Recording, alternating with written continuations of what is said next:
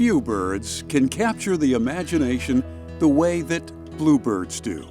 With their bright blue feathers, rosy breasts, and melodic song, it's no wonder they've become a symbol of happiness. But it wasn't always this way. In the early 1980s, the eastern bluebird population in North America had declined by an estimated 90%.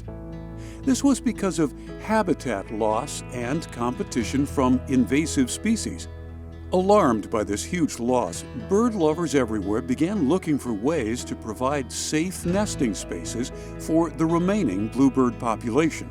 Across the country, conservationists and concerned citizens began putting up nest boxes to encourage their recovery. In 2008, here at Pope Farm, friends Kurt and Arlis Kozlavka built 20 boxes with the high hope of providing a safe haven for the bluebirds to build their homes. But would this labor of love be successful? By 2021, over 1,300 bluebird and tree swallow chicks have fledged here at the Conservancy. It seems they knew a good thing when they found it.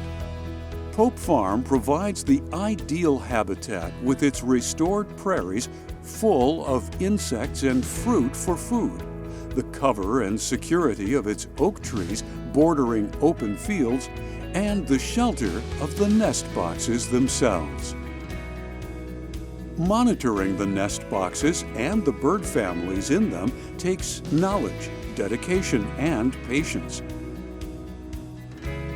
The first bluebirds usually arrive in March after migrating from the southeastern United States and Mexico.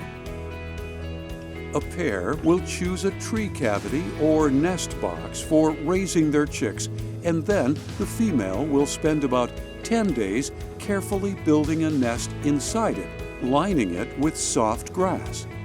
She then lays 3 to 6 eggs and incubates them by sitting on them for about 2 weeks.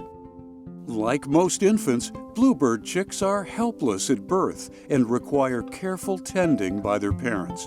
The mother stays with the newly hatched chicks for the first few days after they hatch, and the father helps to feed them with insects. Gradually, the nestlings get bigger, growing feathers and fuzzy down. But even after they're strong enough to fly, their parents continue to feed them for 3 weeks. Many bluebirds will raise 2 broods of chicks each year, and occasionally even 3. So parents stay busy all spring and summer. As the chicks grow into juveniles, they look a little different than their parents. They're mostly gray with a little blue on their wingtips and speckled breasts. You'll see them in the spring and summer, often by looking up in the oak trees or on the ground nearby as they take little test flights from the trees. Your best chance for seeing bluebirds of all ages here at Pope Farm is from April through August near the boxes on the property's Bluebird Trail. The trail runs along the perimeter of the Conservancy. You can start by listening for their song. They love to perch in the oak trees, where they socialize with each other and watch for tasty insects in the prairie below. As for spotting them, you might assume that it's easy. Just look for their bright blue color. But the blue you see is not caused by pigment in the feathers. Instead, the blue coloring is actually caused by the structure of their feathers interacting with sunlight. Our eyes perceive this as blue. That is, the blue of their feathers is actually a trick of nature that protects them. The result is that those blue feathers provide excellent camouflage in the shadow of the trees.